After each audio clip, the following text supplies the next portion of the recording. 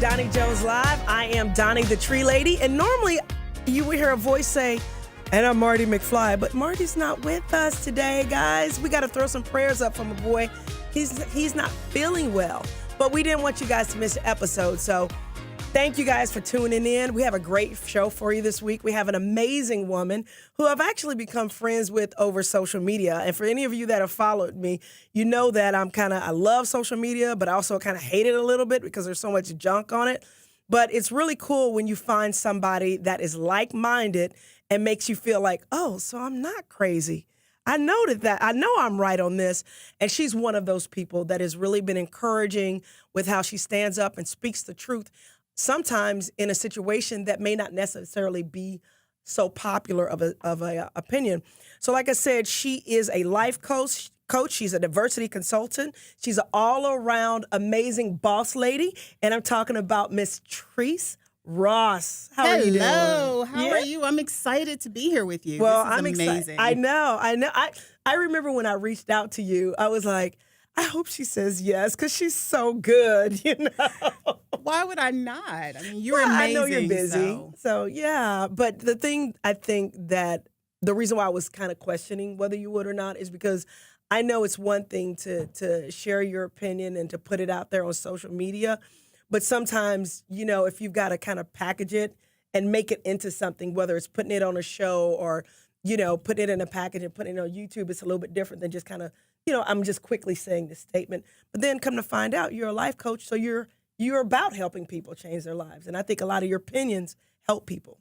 So Absolutely. So tell us a little bit about yourself for people that don't know Miss Trice Ross. So I am Georgia born and raised, Hey. not Atlanta, but a little town in middle Georgia by the name of Montezuma. Okay. But I've lived in Atlanta for over 30 years. I am a mom of 4 amazing children, 1 adorable grandson. You are not a grandma. I am a Gigi. Okay. You are absolutely right. I'm a Gigi. We decided day one that he would call me Gigi. And Yeah. so he does. And we have fun. We play games. And I am trying to influence the development of his personality as much as I can. Yeah, that's awesome.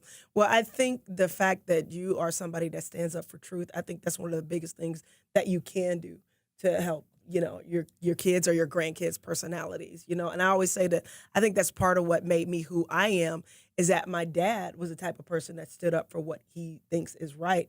And I think the thing that made me even more excited about interviewing you was a few weeks back when people were justifying, I guess, somebody in the media that had come out and did some horrible things to children. And people were basically coming to this person's, you know, defense just because he can sing and dance. And you called it out. And it was awesome to me because I feel like sometimes in our community we're afraid to do that. What made you decide to be so vocal? I mean, because you weren't just like, oh, well, you know, let's just, you know, speak up for the victim. You were like, no, I stand with the victims.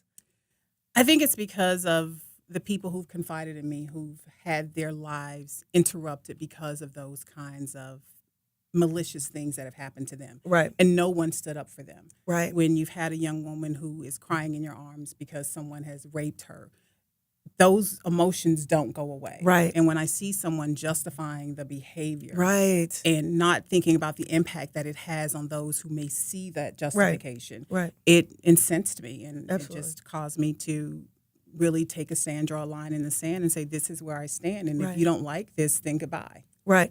But I think that also because it sounds like you're also a woman of faith. And when you're a person of faith, regardless of what that faith is, when you're a person of faith, you got to start standing for truth. Absolutely. And I think that's what's going on right now. And that's why I love the millennials so much because, you know, don't get me wrong, they're not perfect, but they like transparency and they can see through BS in a heartbeat. And I think in our generation, we grew up with, well, you know, whatever happens in this house stays in this house. Absolutely. And that was what I grew up with. My grandma, my Nana would tell me all the time, what happens in this house stays in this house. Yeah. And you keep those secrets, but those secrets have a way of eventually coming out. They always come out. They really do always come out. I've always told my kids, you know, I may not find out tomorrow. I may not find out next week. I may not find out next month. I may not find out next year. I may not find out for 10 years. But whatever you do, I'm going to find out about it one day. So just be honest and tell the truth, or be honest and make sure your behavior is in line with whatever you want your character to be known as. Absolutely. So, Someone told me a few years back that sunlight is the best disinfectant. And that oh, stuck with me all those years. oh And my so goodness. that's how I live I'm my using life. that. Sunlight is the best disinfectant. I'm taking that. You know why? Because I think that's one of the issues that I talk about a lot of stuff that has happened in our family. And some of the things that have happened deal with molestation, people having abusive relationships, mental illness and depression. Well, the thing is, if you keep all those things under wraps, how do you get help? You don't. Yeah. And that's a big problem in our community. And that's why I think we need people to begin to speak up and be open about the things that we have going on in our lives. One of the things that I detest is when someone tells you that you need to be strong. No, I need to experience every emotion that I'm feeling. That's right. If it's sadness, I'm going to experience every ounce of that sadness. If it's anger, I'm going to experience that. Right. I don't think that it does anyone any good to suppress those feelings. Right. And they'll say, well, God gave you the strength. Well, God gave us these emotions too. Why did he give us these emotions? Are you going to start not preaching? To experience? I think she about to start preaching, y'all. I'm serious, though, because we do have these emotions for a reason. I always tell my daughters, it's okay to cry because tears are cleansing. Absolutely. I mean, you think about it. Water is always used for cleansing. I think tears are used for cleansing, Absolutely. And sometimes we cry in silence because we don't want to cry out for help. And I think that's one of the main things that as a community we need to start doing. Absolutely. So that was really impressive about you. Tell me about your business, Packaging Your Genius. So Packaging Your Genius came about as an experiment. Okay. I started working with a couple of ladies that I used to mentor, came to me and said, we want you to help us accomplish our goals. So we had a vision board party. They left the vision board party. They called, said, hey, can we meet monthly? Okay. So this started as an accountability group. And so I said, okay, let's see what we can do. Let's standardize practices. Right. Let's get processes and procedures in place, and let's track goals and challenges and how we overcome those challenges. And so from that little accountability group, the idea for Packaging Your Genius was born. And I chose that name because we all have our own kind of genius. Yes. Everybody's not going to be a techie. Everyone's not going to be a librarian. Everyone's not going to be a politician. But we all have our own form of genius. And we have to recognize that for what it is and begin to blossom in the garden that we're planted and not try to be someone that we're not supposed to be. Oh, my goodness. I'm just going to leave the show right now and leave it to you because I'm telling you, you are preaching right now. That is so true. I think about how whenever I get asked to speak at schools, I used to find it interesting. Like, why would they want me to speak at this school when they've got people that are, lawyers and doctors and scientists, and I'm just the tree lady. I'm kind of a blue collar person, kind of down to earth. And what one of the teachers said is that there's a lot of children like you that are gifted, but because they don't fit into this category, they feel like they're not gifted or that they're not smart. And I remember thinking that, I wasn't smart. Like, I knew that there was just certain things I knew that other kids didn't know, but I still didn't feel like I was smart because I had friends of mine that got, straight A's, or they knew they wanted to be a doctor, or they knew they wanted to be a lawyer or Indian chief or whatever, and they had certain talents. I never knew what my talent was. I didn't realize there was a talent for dealing with people and talking to people. So whenever I was in my friend group, I would go, okay, you're a great dancer and you're a great singer and you're a great, athlete or student. What am I good at? I would ask my friends, what am I good at? And they'd be like, Doni, you're so, you're just that thing you do. I mean, you're so, you're Doni. And I'm like, that's not really going to get me a job, So I had to learn early on that I didn't fit into a package and find my own way. So I think that's awesome that you can point that out. But it was a journey. It was finding myself, and it was because for years I was on this corporate path where I was on this journey that someone else dictated for me. And after my divorce, I began to question a number of things about my life. Yeah. And one day I ran across a post that said, who would you be if no one ever told you who to be? Ooh, and that made me begin to think about my beliefs and my thought processes, the kinds of experiences that I've had, the kind of goals that I'd set. Yeah. And that was the beginning of the change of direction for me. Yeah. It wasn't about the next rung on the corporate ladder. It was more about finding my authentic self and then following that authenticity. path. And so that's the path that I've been on since 2012. Okay. And that's when I first got into diversity and inclusion, and that just sort of unleashed something in me, and that sort of led me to becoming very vocal about my thoughts and feelings and beliefs and speaking Ooh, up. girl, we getting ready to get into that one because that's the next thing I want to talk to you about was diversity and inclusion. But it's funny, if you notice while you're talking, I'm making notes because I'm like, I need to work on my vision board. Oh, processes and procedures, those are things that we need to talk about in business. We're going to take a quick break. Guys, we're here talking to Trice Ross. She's an amazing woman. She's a powerhouse businesswoman. She's a life coach. She's a diversity consultant and the owner of Packaging Your Genius. How can people get in contact with you?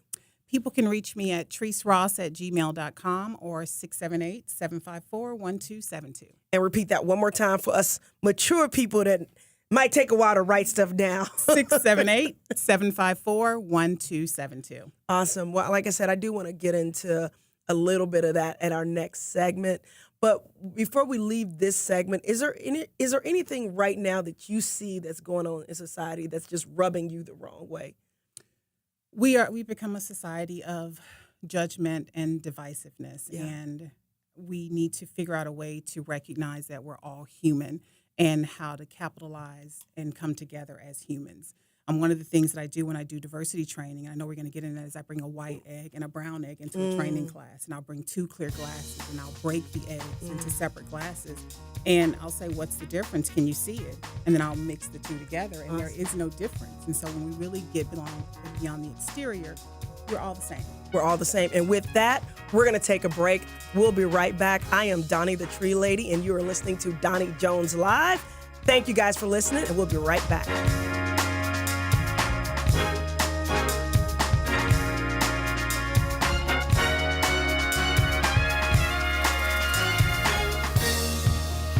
And we are back. I am Doni the Tree Lady. You're listening to Doni Jones Live. We are here with Trice Ross with Packaging Your Genius. She's an amazing woman. She's a life coach. And right before we went to break, I asked her what some things that are kind of, that are burning her heart or on her heart right now about what's going on in our world. And she said there's a lot of judgment and diversity.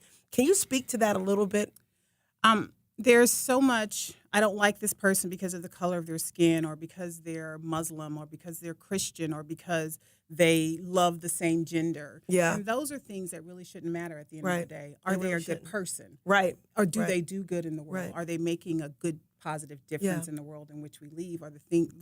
Which are the things that matter to me? Right. And so sometimes those people don't feel as if they have a voice. And so Right.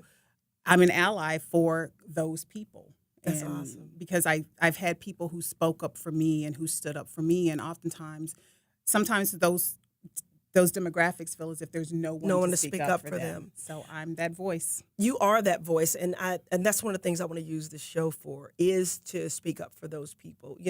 Sure, I like talking about entrepreneurship. Sure, I love having powerhouse women like yourself on, but that underlying authenticity and the underlying care, that's what I look for in a person. How did you get into that? Because that kind of segued into that you becoming a diversity consultant. Right. I was a training and development professional who began to work with a nonprofit organization, and that organization tasked me with developing diversity and inclusion training content. I did so, delivered it, but it struck a chord with me. Yeah. And just some of the reactions to some of the content from the participants bothered me. Yeah. And I began to dig deeper as to why it was so bothersome. Yeah. And a new person was born. I began to mentor a group of Latino and Black women who were in a program to help them become IT consultants. Yeah. And that the idea of that program was to bust the gender inequity gender in, gap. in technology. But in doing so, and listening to their stories, it began to undo a lot of the conditioning that I had as a child. My mother was one who believed that if you were poor and Black, it was because you didn't try hard enough. Yeah. She didn't believe that there were underlying circumstances that might contribute to that. She didn't believe that there was an unfair playing field. Yeah.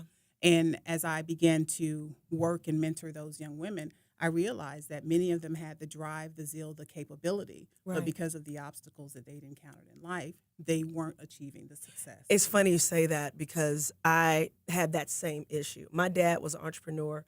My mom was a housewife. And even though there was a lot of abuse and issues in our home, my dad always told me I could be anybody I wanted to be. I should never go work for somebody.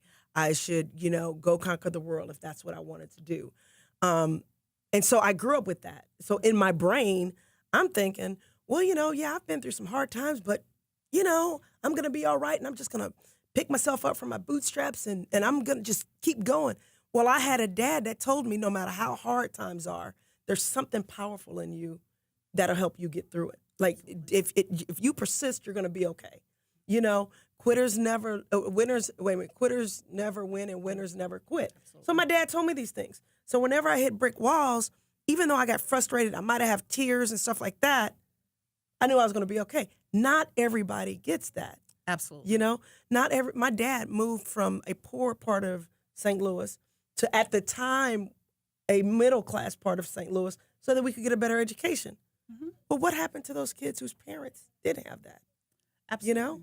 Or parents who were drug addicts. Yeah, who were dead and they were in foster care. Yeah. There were so many situations that I encountered that I had never thought about. Yeah, that absolutely. began to allow me to see humanity through different eyes. Yeah, yeah. Well, the other thing that I'm passionate about is opening the eyes of people in the faith community too. And I think that stems from my little circle. Started off as, my husband's white. Well, people back in the day used to use the Bible to pop people on the head and say, oh, well, you shouldn't be with somebody of another race because in the Bible it says that's that and the third. Well, now people's big thing is to use the Bible to pop people over the head to say that there's something wrong with our LGBTQ brothers and sisters. And I'm like, 10 years from now, 50 years from now, we're going to be looking back at people that say stuff like that. Like, are you serious? Because if you look back at slavery, they used to say the same thing. Well, it's biblical. Slavery's biblical. Right.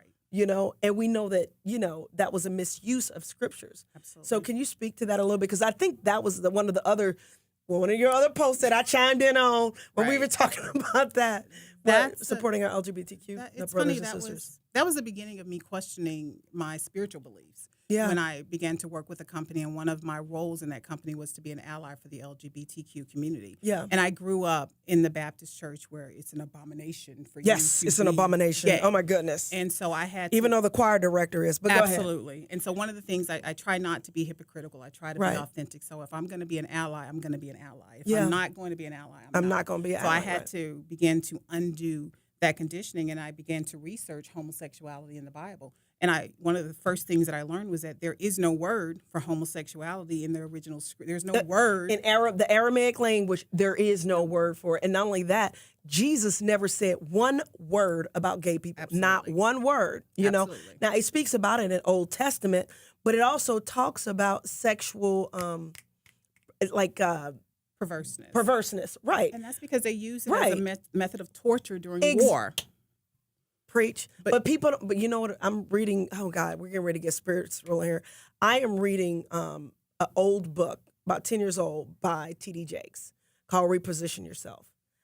Actually reading his book, I'm like, you know what? People don't read this stuff. They don't. Because there's so much of what he says that's in line with what we're talking about. Now, he's talking about wealth and success and stuff like that.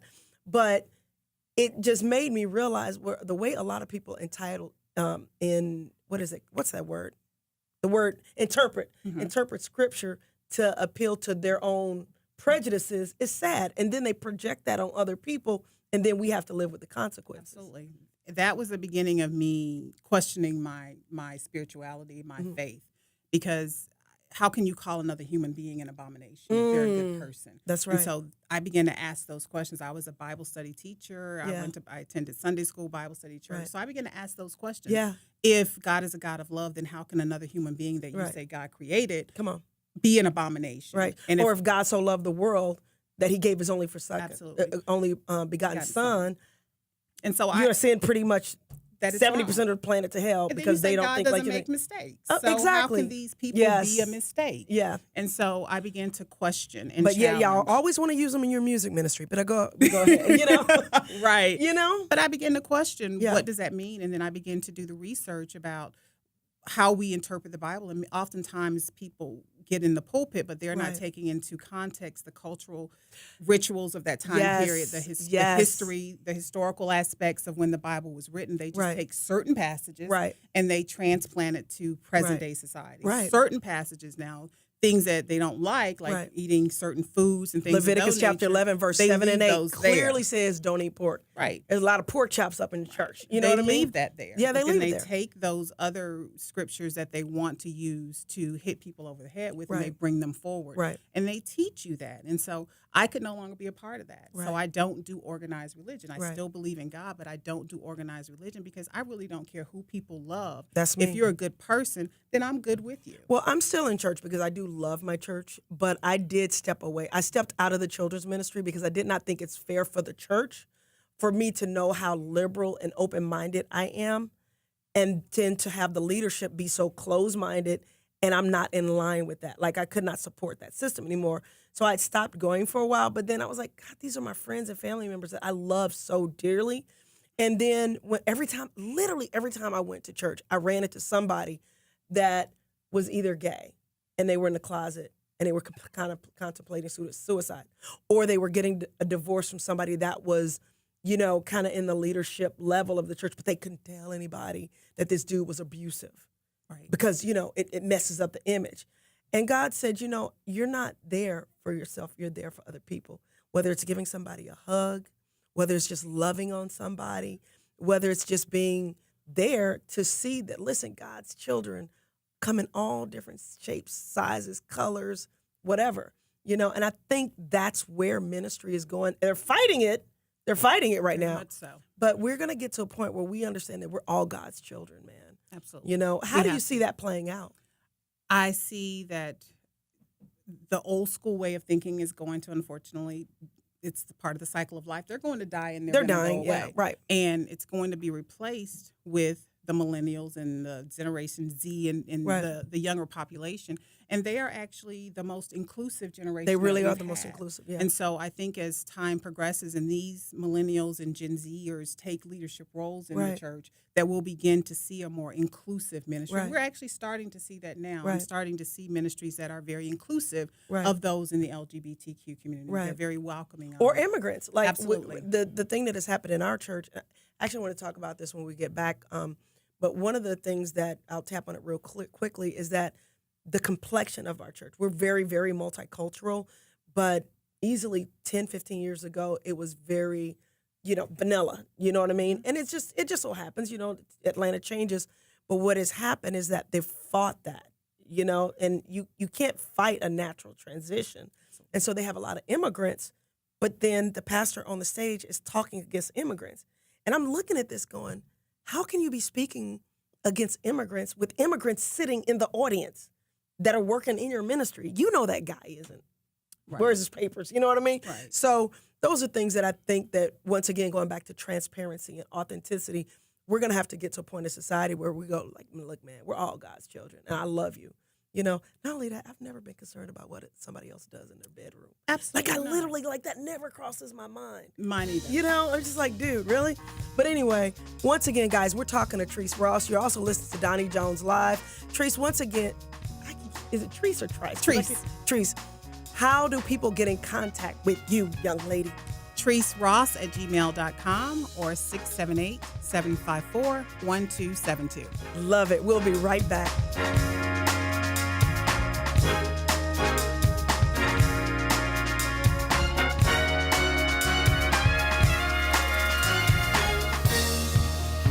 Welcome back. I am Doni, the Tree Lady, and we are hanging out with Trice Ross. Yeah. See, I usually do that with Marty, but now I got to do it with you. By the way, hi, everybody. The thing is that I loved about where we were going with that is I really think that the leadership, not to bash church, because I don't want to come off that way at Right. all. I am not crazy about organized religion, but I just happen to go to a church that I really love, and I've built relationships there. But I think we've got to open our net. Absolutely. We got to cast our net a little wider. Absolutely. I think we need to stop allowing religion we have to really open our minds to what the Bible is and what Jesus is and God is, and stop putting him in this box. Yeah, Jesus is pretty cool, man. He's Absolutely. amazing. Yeah. And if we're truly going to follow or do what Jesus would do, then he was a person. He was a spiritual being, all about love and people and inclusiveness, not excluding people. And so if you're really going to run a true ministry based on the principles of Jesus, then that will be your ministry. It will be one that is inclusive of all people. Right. Well, it's funny, and I don't think I've ever said this on the air before, but I am truly what I believe in my heart to be a follower of Christ, However, I have really in the last probably 5 years really gotten away because of the word Christian, because of the way it's been bastardized or it's been hijacked. You know what I mean? Like when I was going to my grandma's church, because my grandma was Christian, my dad's Islamic, I had no problem. People like, I'm like my grandma, I'm a Christian. You know what I mean? Mm-hmm. They just felt that's where I was at home. But to see how it's been hijacked to where it stands for hatred, it stands for I love God as long as you look like me, you love like me, and you talk like me, then you can be in my little club. I've had to get away from that. You know what I mean? But I still love everybody. Even the people that hate, I still love them because I know God's going to touch their heart one day. Absolutely. And help them, I guess open their net, so to speak, and open their heart. Hoping to evolve. But I want to touch on something going back to the business. Okay. You mentioned policies and procedures. Mm-hmm. As a businesswoman, that's really important to me. That's a hard segue we just did. But the reason why I say that is because with anything in business, you have to kind of get your situation in order. Mm-hmm. What were some of the things that you went through as a businesswoman growing your business? First was overcoming the fear of, I guess, the imposter syndrome. Yeah. A lot of women suffer from that. So for me, it was becoming who I was authentically and believing in my capabilities. Yeah. And then it was getting the right people in place to help me, not recognizing that I don't know everything, I can't do everything, and it's better to put people in place that are experts at things that you're not. Yeah. And so that's one of the things that I learned. And so one of my business partners is a project manager. Okay. And she's very by the book, very step 1, step 2, step 3, et cetera. Whereas I'm not. I'm sort of a visionary, so I'm all over the place. We're related there. And so it took aligning myself with someone who was very procedural to help me put processes and procedures in place, timelines in place, and who would stay on me and threaten me. She knows all of my kids are adults, so she would threaten me that the Turnup twins and I are going to come to your house with a suitcase, and if you don't get these things done, we're spending the night. And so that was enough to put the fear of God in me, and I would get those things done. So it took aligning myself with the right people to help me to grow my business and to evolve my business. And so I think that's important. A lot of times when we have businesses and when we're just starting, we're like, I can't afford. But that's so true. Open your mouth and ask, you'll be amazed. You'd be surprised at the people who are willing to help you. Well, even with because I talk a lot about the finances of running a business, and for me, that was always my struggle. I always made a lot of money, and then spent a lot of money, and so it just like there was this flow. So I finally met with a really good accountant that's helping me through some things, but it's painful getting through those things where you're like, no, you have to do this and you have to do that. And he's like, you got to have policies and procedures in order. Absolutely. But I opened my mouth to someone and they were like, oh, that guy's a CPA. He was like literally right up under my nose for the last 2 years. Wow. Didn't even know it. But because I opened my mouth, because I was like, you cannot keep the revolving door of income, outgo, and have a productive, successful business, What are some of the challenges that you found with actually taking your business to the next level? First of all, believing that it's viable.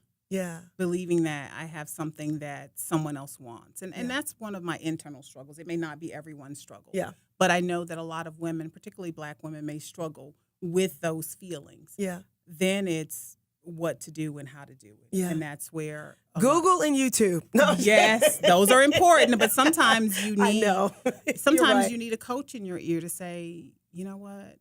Let's talk about why you're procrastinating on this or why you've delayed not completing this. And to dig a little deeper so that if you can become more self-aware of the issues that are holding you back. So I actually worked with an executive coach to help me overcome those internal issues that were holding me back and wouldn't allow me to get to the next level. But it's about getting to that next level is about self-awareness, the things that you do that are going to hurt your business. Right. Doing more of the things that help your business and consistency. Right. And those are the things. That's one of my favorite words is discipline and consistency. Absolutely. And I think two of my favorite words is because that's the thing I struggle with is discipline and consistency, as y'all can tell. I got a little fluffy factor there too. So, but no, I've also noticed that somewhere there's a statistic that women are the fastest growing, entrepreneurs. Why do you think that is? Because oftentimes what we find is that there's a wage gap in corporate America. Yeah. And so when women go into the workplace, they're already making less money for doing the same work. Yeah. Then they're penalized for having children. Yeah. And so often women need to supplement their income. And so it may start as a hobby, and then that hobby evolves to, I'm making good money, so let me see. And so that hobby evolves into a full-blown business that you can then support yourself and your family. Absolutely. And I think that more and more people, more and more women are understanding that if I really want to achieve the amount of wealth in my life, then I have to take my life into my own hands and drive my career in the direction that I think it should go.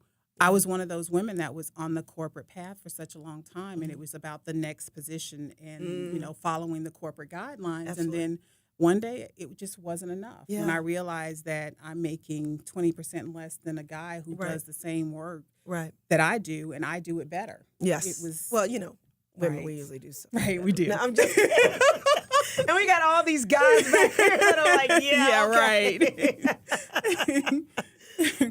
But so it's just, I think that women there are a lot of single women that are raising children, and they have to have supplemental income. Right. And we have to do it ourselves. And so we are stepping out on faith, doing those things that we do well, and capitalizing on our talents. Well, I also, that brings me to mind, which, by the way, From Failure to Fabulous, my book, I talk about this, but which you can get on Amazon. But no, I think women are also at a point where I call them lifestyle businesses, meaning that I can have the lifestyle I want and still have a business, meaning I want to be a mom. Like people used to tell me a long time ago that, if you want to be a businesswoman, how are you going to be a mom? Well, I wanted to be a mom, but not just a mom, but a present mom, meaning I'm the one picking my kids up from school. Right. Like when I first moved over into this area, I had a nanny, and I was like, I must be doing all right. I'm getting a nanny. And then I realized, to me, that's not success. Success to me is I'm the one making my kids breakfast. I'm the one picking them up for school. That's what success looked like for me. Absolutely. I'm the one spending time with my husband. So I'll bust it out and work as much as I can during the day. I'm going to come home, spend time with these kids. And if I've got to get up in the middle of the evening to do invoicing, then I'll do that. And then as my company grew, I was able to hire other people that did that. But I didn't want to compromise on things that I feel like as women that are valuable to me. Absolutely. And I think that is what a lot of women are experiencing. They need that escape. They don't want daycare raising their children. They don't want someone else dropping their kids off at home and picking them up and taking them to softball practice or soccer practice. They want to be present. And so that's why a lot of women are figuring out what their gifts and talents are and figuring out how to market that so that they can make it into a viable business. Absolutely. Well, I know you are a life coach, so I want you to take a few minutes and you give some life coaching lessons real quick to our audience, or something that's just kind of on your mind that you would like to share with the audience. I'm really big on authenticity and self-awareness. So first thing is, don't be afraid to dig deep and figure out who you really are and figure out what your flaws are. I tell people that I'm pretty flawsome. It's a combination of flaws and awesome, because we all have them. And it's important that we recognize them. Some of them I've embraced. Others I'm working on because I feel like society should not be subjected to that kind of behavior.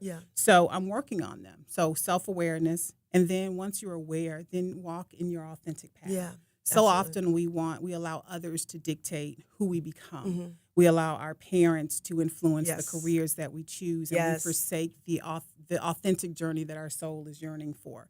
And so I think that it's important that we become self-aware, figure out who we are authentically, and determine our authentic journey that's designed just for us. Absolutely. One of my favorite movies is it has Will Smith and Brad Pitt, and it's a golfing movie, The Legend of Bagger Vance. Oh, okay. And, I don't think I've ever seen it's that. an amazing movie. There are so many I'm gonna write parallels that to life. down too.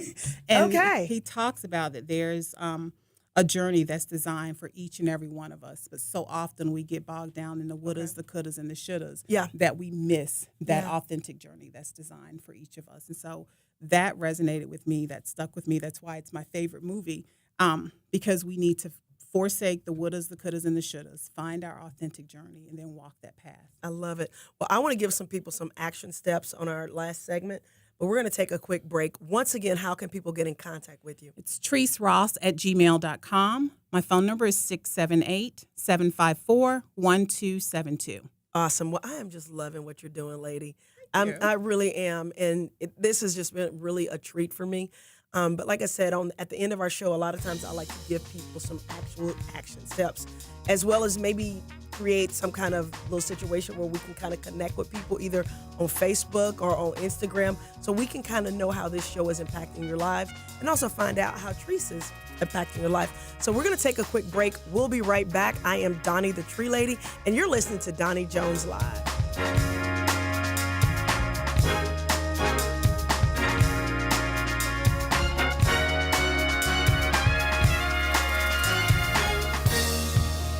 Hey, I am Doni the Tree Lady. Welcome back. I am here with Trice Ross, and we are talking about making a beautiful life. At least that's what it seems like we're talking about, and building your business and entrepreneurship and standing up against racism and, homophobia. We're just talking about everything today. Absolutely. But I want to kind of bring it home and give people some meat that they can eat. A lot of times when I listen to people that are life coaches or motivational people, they're like, rah, rah, rah, you can do it and just be confident and stuff.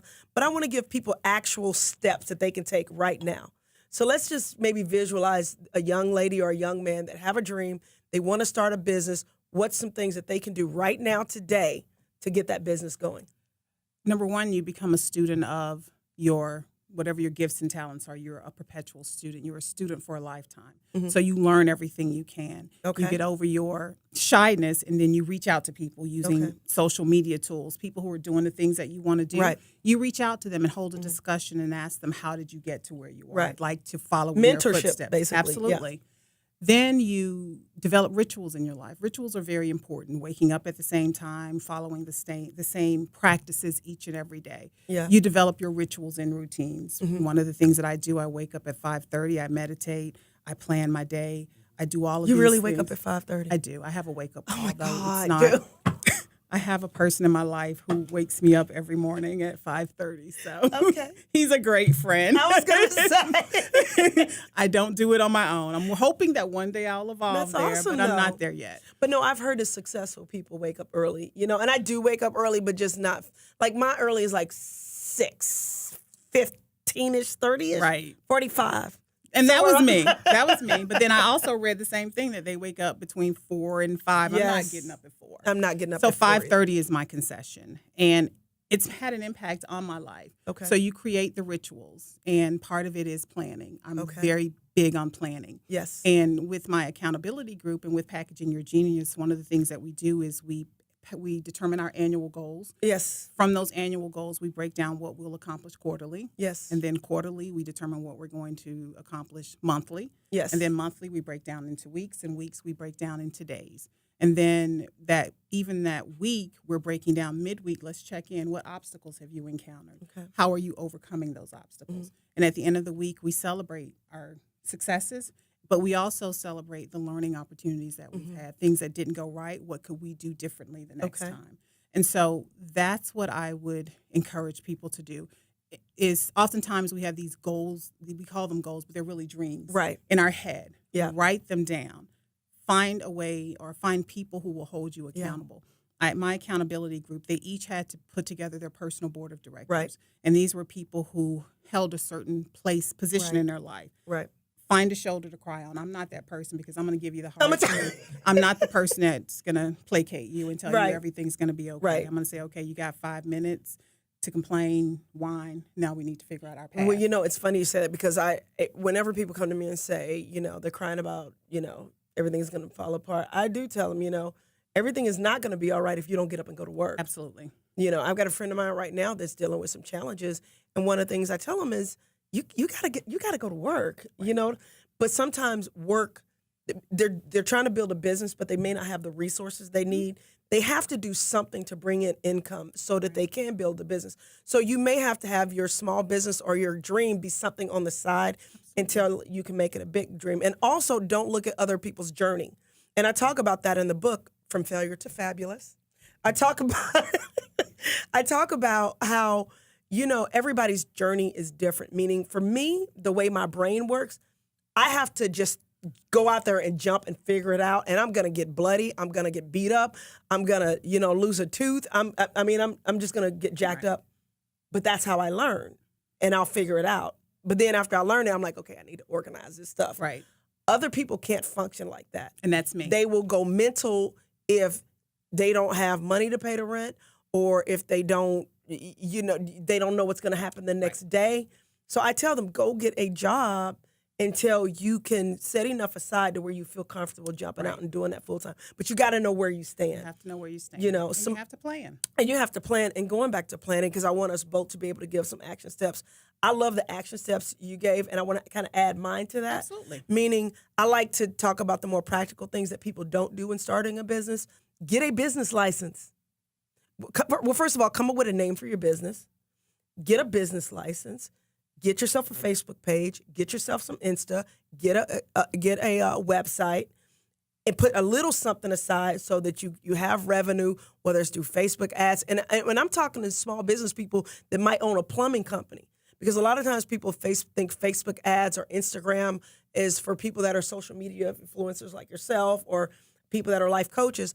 But if you own a plumbing company or a lawn service or a construction company, you've got to make yourself present on social media, because that's what people are doing now. They're Googling you to see if they feel like you're reputable. And if you don't pass the test, they're going to go to somebody else.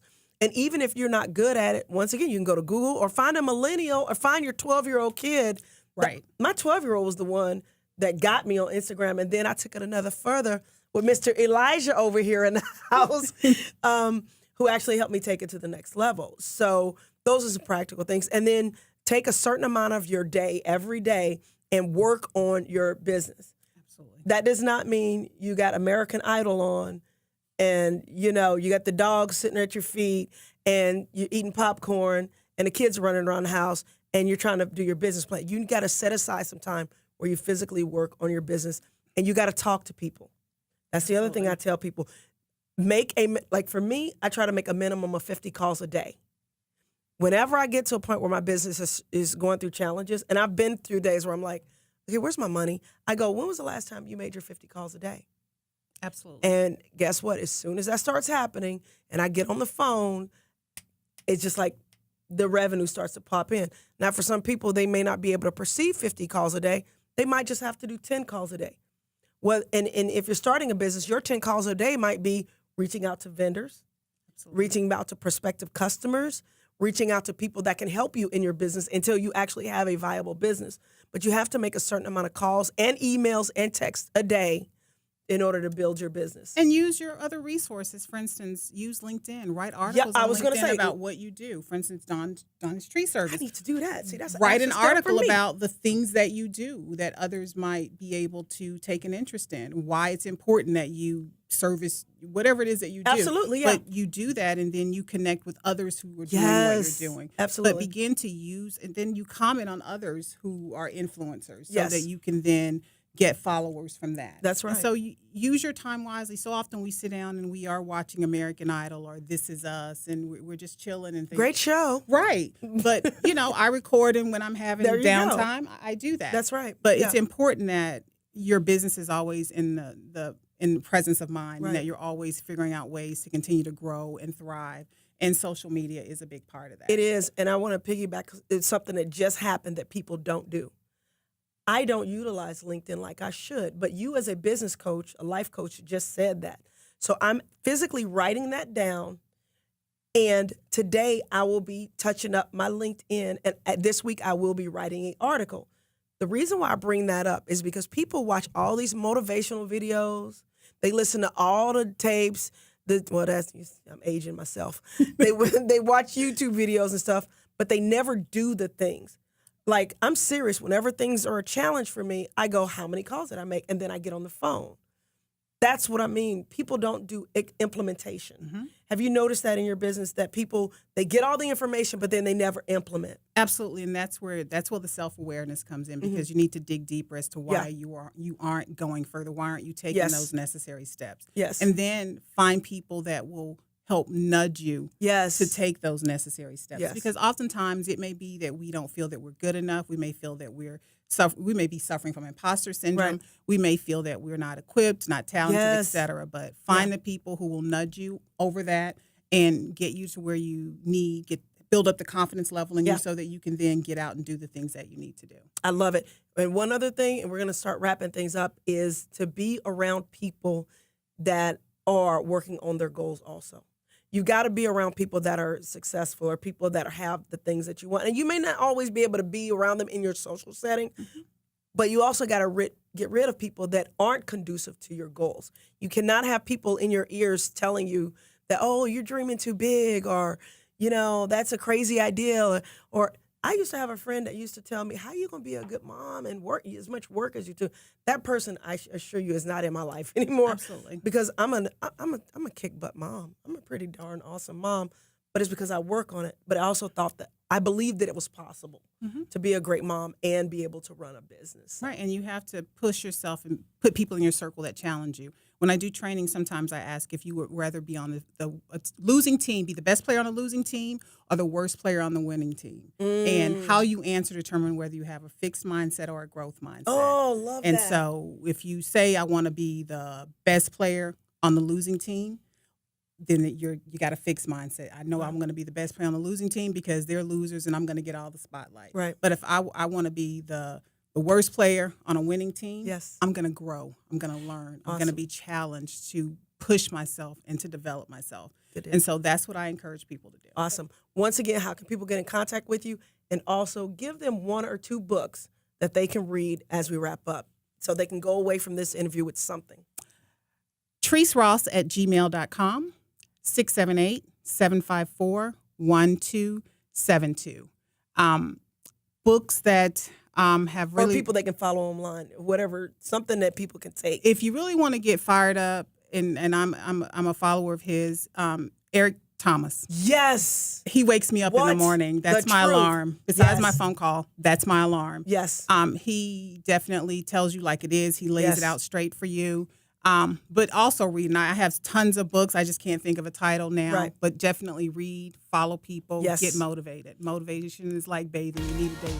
That's Somebody right. said that. I don't know. And to piggyback on her, she said Eric Thomas. I'll say Eric Thomas and Ed Milet.